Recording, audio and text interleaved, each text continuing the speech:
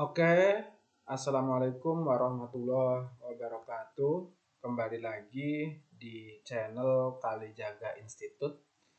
Kali ini kita akan membahas bagaimana menjawab soal-soal silogisme. Ya, soal silogisme ini selalu muncul ya.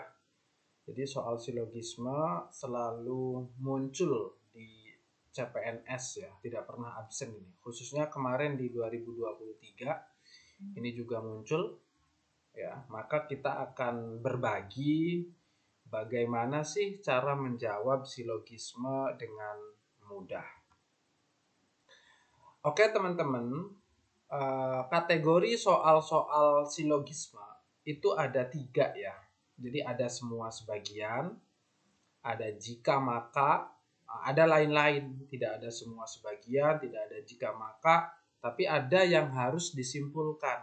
Nah, itu masuk ke yang ketiga ini kategorinya. Hari ini, teman-teman, kita akan fokus membahas semua sebagian dulu ya, agar teman-teman tidak terlalu lama menonton video ini dan langsung masuk ya. Jadi hari ini kita akan fokus semua sebagian, nanti untuk video jika maka, silogisme jika makanya, maka di video berikutnya. Oke, kita lanjut saja. Di materi silogisme itu ada aturan umum yang harus teman-teman ingat ya. Yang pertama, setiap premis itu bernilai benar. Bukan untuk dibantah walaupun dengan realita. Ini gimana maksudnya Pak Ir? Maksudnya begini, jika ada soal begini, semua orang adalah PNS. Ini kan nggak mungkin Pak semua orang PNS. Ya kita harus ikut aja ini di soal. Ya, semua orang adalah PNS misalnya. Sebagian adalah pedagang. Nah, jadi kita tidak usah membantah loh kok semua PNS. Nah, kita fokus aja lihat soal ini, dianggap semua orang PNS, sebagian adalah pedagang, maka kesimpulannya nanti adalah sebagian orang adalah pedagang dan PNS. Jadi nanti sebagian ya kesimpulannya. Nanti kita lihat. Ini hanya contoh saja bahwa premis itu selalu bernilai benar, tidak untuk dibantah. Ikuti aja pokoknya. Ikuti apa yang ada di soal. Ya. Yang kedua, jangan menyimpulkan yang tidak disebutkan. Nah, jadi misalnya ada choice, sebagian orang adalah tukang sol sepatu. Nah, itu namanya menyimpulkan yang tidak ada di premis. Ya, ini premis 1, ini premis 2. Jadi kalau ada choice sebagian orang adalah PNS dan tukang sol sepatu, itu pasti salah. Kenapa? Karena di luar premis yang ada. Jadi jangan menyimpulkan yang tidak disebutkan di premis. Ya. Jadi tidak boleh. Oke, singkat saja. Nah, ini aturan premis ya. Nah, jadi biasanya premis itu apa sih Pak? Premis itu adalah statement ya, atau pernyataan-pernyataan. Nanti ditarik dari pernyataan-pernyataan tersebut, kita tarik kesimpulannya. Nah, premis itu ada 2 ya. Ada premis umum, ada premis partikular. Kalau premis umum itu namanya juga umum, berarti ada kata semua orang, semua binatang. Nah, ini pasti umum. Tiap-tiap ya, ini adalah kata-kata premis umum diawali dengan kata-kata ini. Yang kedua, ada premis partikular. Partikular ini apa? Sesuai namanya, part. Part itu berarti bagian. Contohnya, Pak Ir kerja full time atau part time? Part time. Oh, berarti dia paruh waktu. Ya, namanya juga part. Tidak utuh berarti ya. Berpart-part. Nah, apa ciri-cirinya? Ada kata sebagian, beberapa, ada, sementara, atau misalnya disebutin nama orang. Semua orang adalah PNS. Agus adalah pegawai Pemda. Nah, berarti Agus ini masuknya ke premis partikular. Karena Agus ini dia sudah masuk ke yang bagiannya ya. Premis juga ada premis negatif, ada premis positif ya. Kalau yang negatif itu sama seperti teman-teman belajar bahasa Inggris, ada negative sentence. Nah, itu biasa diawali ada kata tidak, nggak harus di awal ya. Ada kata bukan. Ya. Nah, ini aturan cara penarikan kesimpulannya ya. Jadi kalau premis 1 premis umum, premis 2 umum, maka kesimpulannya umum. Jadi kalau ada kata semua diawali dengan semua, terus di sininya setiap, ini umum, pasti kesimpulannya awalnya semua. Ya. Kalau umum partikular, pasti kesimpulannya partikular. Jadi kalau premis 1 semua, premis 2 sebagian, maka kesimpulannya sebagian. Kalau premis 1 positif, negatif, maka negatif kesimpulannya. Nah, contohnya ini. Ini contoh yang premis umum. Nih, umum. Kesimpulannya umum. Contohnya nih ada kata semua, maka kesimpulannya semua. Semua manusia butuh makan. Semua manusia pasti mati. Maka kesimpulannya pasti semua, bukan sebagian ya. Jadi semua manusia butuh makan dan pasti mati. Tinggal digabung aja. Yang kedua, yang gabungan partikular dan juga umum ya. Jika salah satu premis partikular, contohnya ada semua, ada sebagian. Maka kesimpulannya pasti sebagian. Semua peserta CPNS memakai celana. Sebagian peserta CPNS memakai dasi. Maka kesimpulannya sebagian peserta CPNS memakai celana dan dasi. Jika salah satu ada yang negatif nih, ada kata tidaknya. Nah, ini aturan ini tetap ya, semua sebagian, maka kesimpulannya sebagian. Mana yang negatif? Ada yang negatif salah satunya. Semua kementerian membuka lowongan CPNS. Positif ini. Kenapa Pak Ir positif? Karena tidak ada kata tidak ya. Ini kan tidak ada kata tidaknya, positif namanya. Semua kementerian membuka lowongan CPNS. Sebagian kementerian tidak mewajibkan denda bagi peserta yang mengundurkan diri. Ya, maka kesimpulannya semua sebagian positif negatif atau ada kata tidaknya. Berarti sebagian kementerian yang membuka lowongan CPNS tidak mewajibkan denda bagi peserta yang mengundurkan diri. Nah, ini ya tips cara menjawab silogisme semua sebagian. Ingat, di video kali ini kita fokus membahas soal silogisme yang semua sebagian ya. Jadi yang jika makanya tidak akan muncul nanti di video kali ini. Yang pertama, ikuti aturan semua sebagian ya, yang tadi ya. Kalau semua, premis 1 semua, premis 2 semua, maka kesimpulan semua. Ya. Kalau premis 1-nya semua, terus sebagian, atau sebaliknya ya, bisa semua sebagian, bisa sebagian semua, maka kesimpulannya pasti sebagian. Nah, yang kedua, jangan bertentangan dengan premis ya. Jadi pilih choice yang tidak bertentangan dengan premis, baik premis 1 ataupun premis 2. Ya. Jadi yang pertama, ikuti aturan semua sebagiannya. Yang kedua, pilih choice yang tidak bertentangan dengan premis. Oke, kita langsung saja menuju soal. Nomor 1.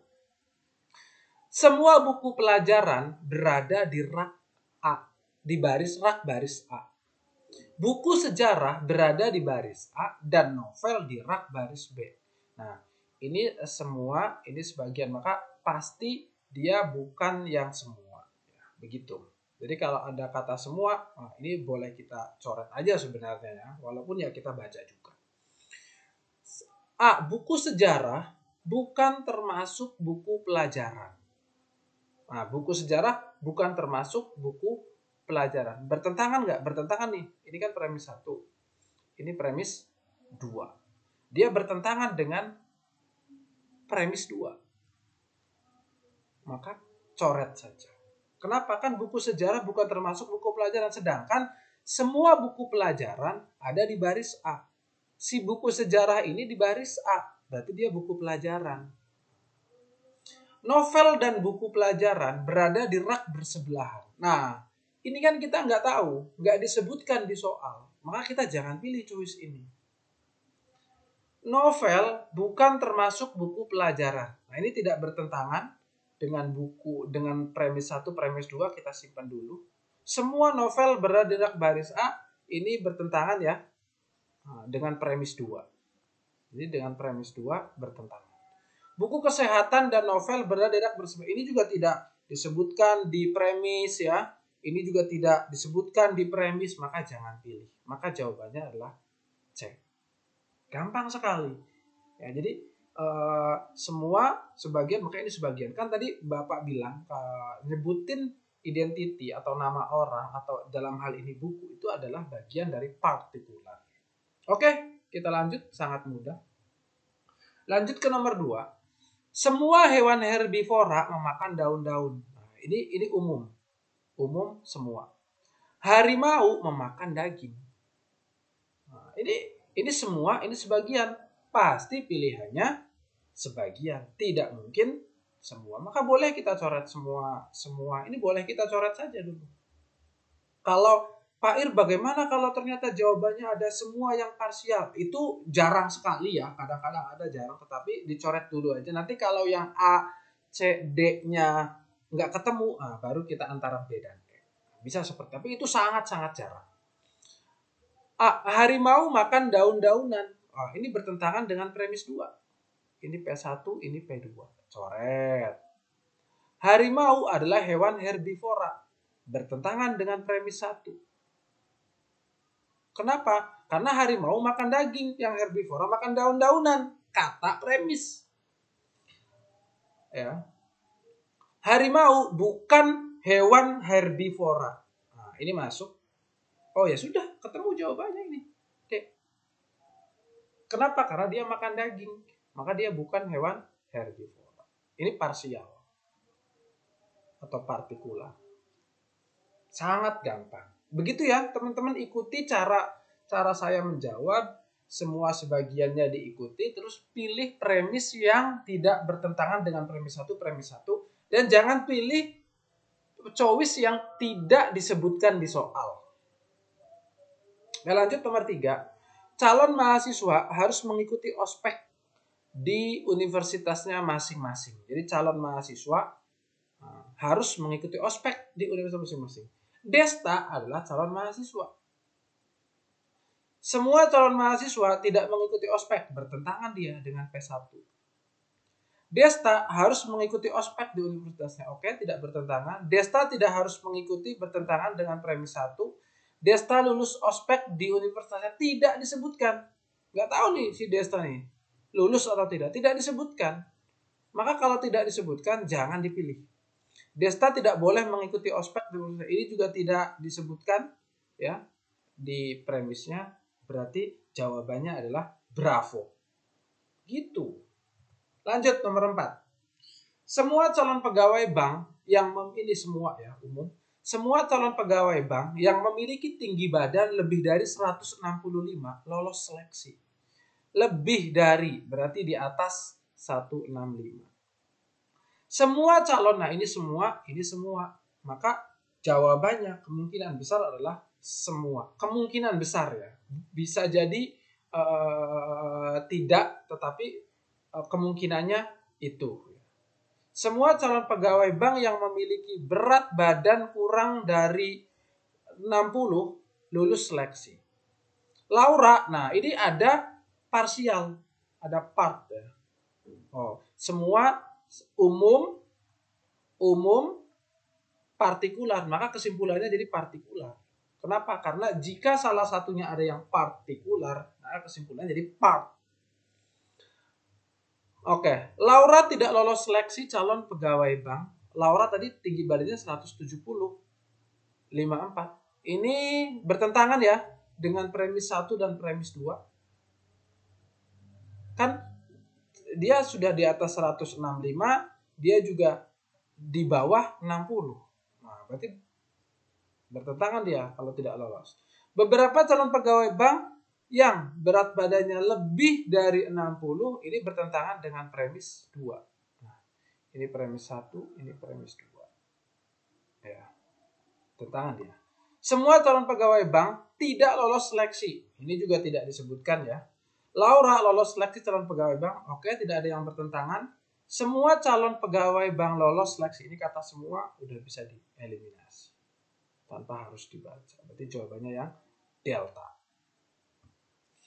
Oke, lanjut di soal nomor 5. Semua tamu undangan yang hadir di acara pernikahan Nita dan Billy wajib menggunakan dress code berwarna putih. Kalau semua ada kata wajib, berarti harus ini. Tata adalah salah satu tamu undangan di pernikahan Nita dan Billy. Ini umum, ini partikular. Jadi kesimpulannya adalah partikular. Tata bukan tamu undangan pernikahan Nita dan Billy. Ini bertentangan dengan premis 2. Ini premis 1, ini premis 2. Bertentangan nih dengan P1. Kan Tata adalah salah satu tamu undangan. Di sini bukan.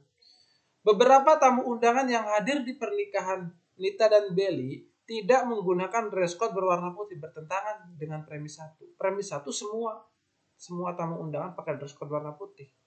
Ini tidak. Tata tidak jadi tamu undangan di pernikahan Nita dan Billy karena tidak menggunakan dress code berwarna putih. Nah, ini juga bertentangan ya. Tata tidak jadi tamu undangan. Di P2, di premis 2, Tata adalah salah satu tamu undangan. Tata adalah salah satu tamu undangan Nita dan Billy, yang tidak ikut hadir saat acara. Kita save dulu. Semua tamu undangan ini semua ya, sebenarnya udah pasti disalahin ya kalau ada kata semua. Coba kita baca aja. Semua tamu undangan yang hadir menggunakan dress code berwarna putih kecuali Tata. Di sini di premis semua harus pakai dress code, berarti salah.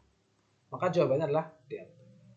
Loh kenapa? Karena D ini tidak bertentangan dengan premis 1 dan premis 2. Coba kita baca. Tata adalah salah satu tamu undangan Nita dan Billy. Ini sesuai dengan P2 yang tidak ikut hadir saat acara. Jadi dia tamu undangan tetapi tidak hadir. Kenapa ya? Karena bajunya bukan baju putih. Tidak bertentangan dengan P1-nya. Cuma itu ya. Jadi teman-teman, semudah itu saya akan mengingatkan. Jadi ikuti aturan semua sebagian. Yang kedua, jangan pilih yang bertentangan dengan premis. Jangan pilih choice yang bertentangan dengan premis.